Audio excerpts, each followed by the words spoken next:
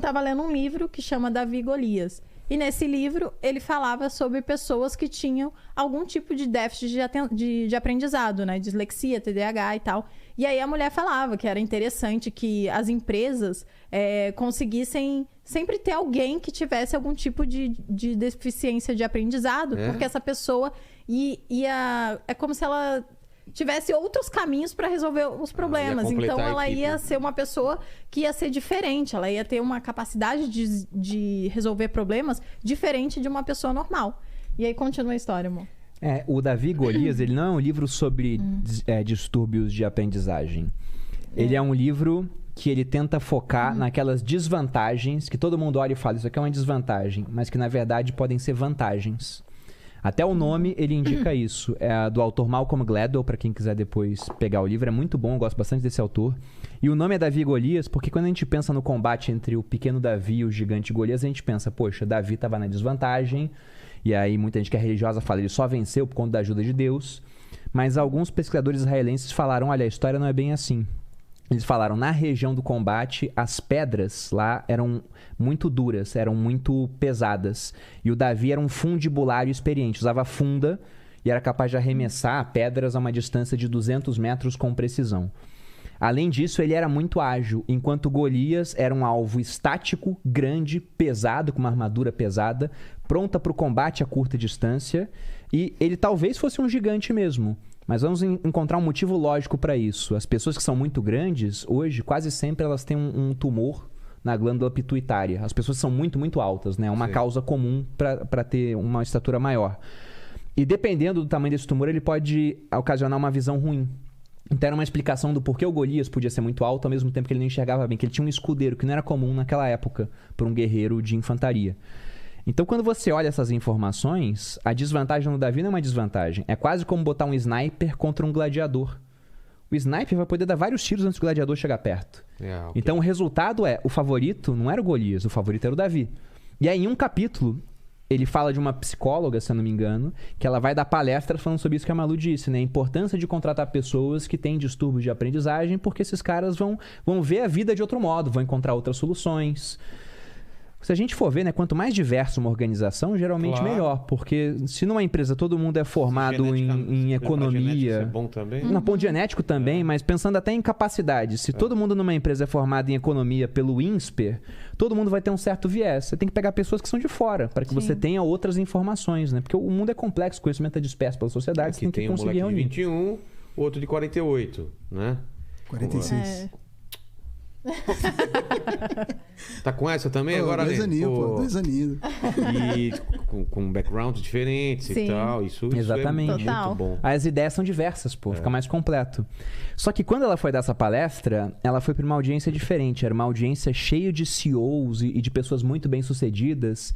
E ela pensou, poxa, esses caras têm que contratar, mas vamos ver quantos deles têm esse problema. Porque ela pensou, quase ninguém vai ter. E quando ela pediu para levantar a mão quem tinha algum problema de distúrbio, de aprendizagem, quase todos levantaram a mão. Ela falou, nossa, tem algo engraçado aqui. Aí o que ela viu?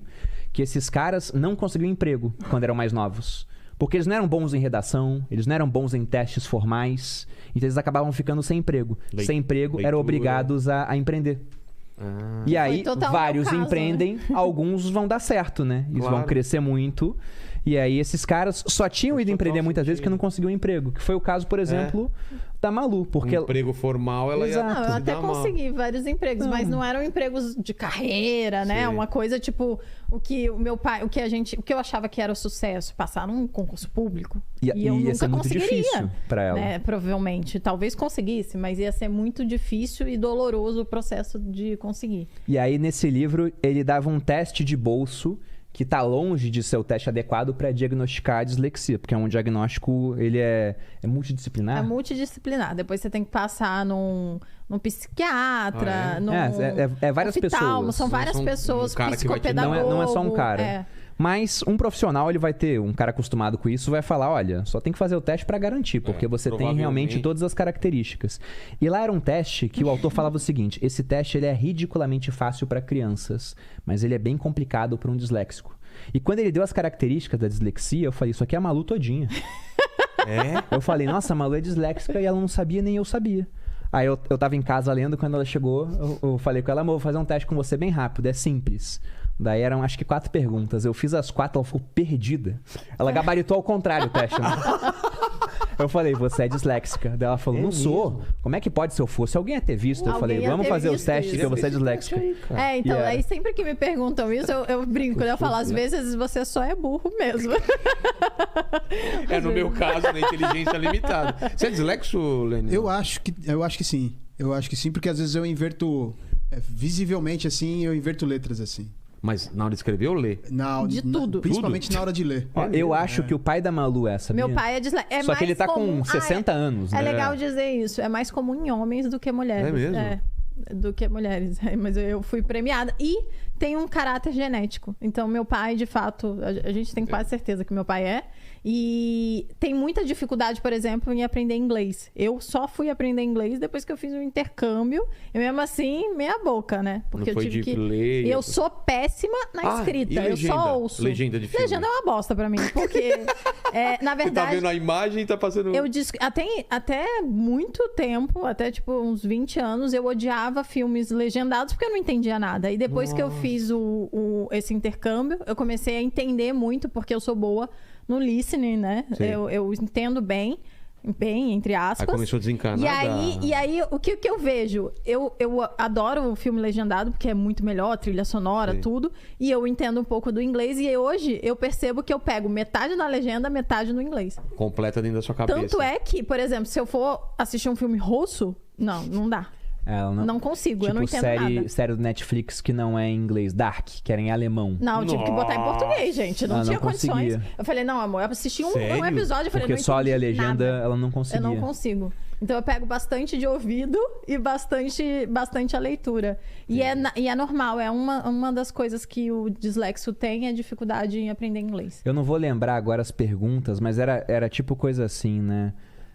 Palavras que rimam já tinha uma dificuldade. Fala gato, reto e rato. Qual que não rima aí? Tem uma diferença. Calma, gato. Então lembra, rato. Não é nem pra saber, mas vai ficar perdido. Como é? Porque eu não lembro agora o teste. E tinha uma outra coisa. Pois é, todas rimam. Mas vai ficar que susto, velho! Caramba, eu gato. Mas tinha um teste que era assim. Não, tinha e tinha uma também. diferente. Tinha uma hora que ele falava assim, ó, disléxico. Se ele pega um texto e lê em voz alta a primeira vez, depois você fala, o que você entendeu desse texto? Eu não entendo nada. Ele não vai nem entender o que ele Às leu, vezes porque ele leu para outras pessoas primeiro. Entendi. Tanto é que quando eu tenho que ler, por exemplo, a gente tá lá no podcast e tem um superchat, aí eu tenho que falar, né? Eu leio primeiro, aí depois eu leio.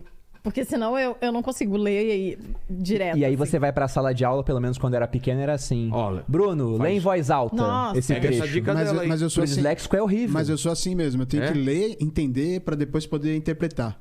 Senão eu não consigo interpretar. Ah, então eu não sou dislexo. É difícil Porque eu pra já mim. leio direto, assim. A série não era alemã. Era alemão. Era alemão. Que Dark é alemão. É que eu falei russo, mas Não, o ele Bruno falou alemão. Eu falei alemão. Ah, tá. Mas Enfim. tem... Pô, E Netflix foi tem assim série que a de gente quanto é. descobriu. E quando eu descobri que eu era disléxica, muita gente tem um preconceito, muita gente tem vergonha. Pô, por quê? E pra mim foi tirar um fardo das costas. Porque eu falei, caramba, eu achava que eu era burra. E eu só tenho um problema, né? É. E aí foi melhor ainda, porque eu consegui focar no que eu realmente sou boa e deixar de lado o que eu não era. Então, foi assim que eu comecei a ler os livros de putaria, né? Que eu falo. Porque eu falei, putz, eu sempre Prende sua quebrei... atenção. Eu quebrei a cabeça aqui pra poder ler essas coisas difíceis. Era ruim. Eu não conseguia terminar, não ia pra frente. Enquanto eu vou ler alguma coisa. Até existe sempre uma mística, né? Quem lê muito fala, ai, livro ruim não presta pra ler, né? Tem gente que critica. E tem gente que fala, toda leitura é válida. Eu também e sou sou a desse favor time, de que toda leitura é válida, porque eu vejo a diferença que faz em mim quando eu estou lendo, quando eu leio mais, porque eu escrevo melhor, falo melhor e etc, todas essas coisas. Mas, por exemplo, pra ela aprender, vídeo é muito melhor do que livro. Ela entende muito melhor, né? E hoje, com esse diagnóstico mais fácil, poxa, eu fico imaginando a diferença que teria feito na vida dela se quando criança Já tivesse tivesse o diagnóstico. Porque foi só depois de adulto. E tem gente que não vai ser a vida inteira diagnosticado, entendeu? Sim. É um Tipo, ponto. meu pai, que só agora Pois que é. foi entender que... Mas aí ele já tá aposentado, tanto agora faz já pra foi, ele. Já viveu a vida.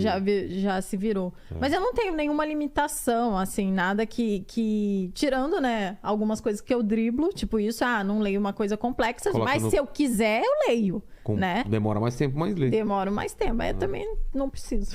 Aquelas- não preciso. Fala, Aline, qual foi o livro mais complexo que você já leu? Puxa vida, quando eu tava estudando teatro, Mr. Bufo foi difícil de entender.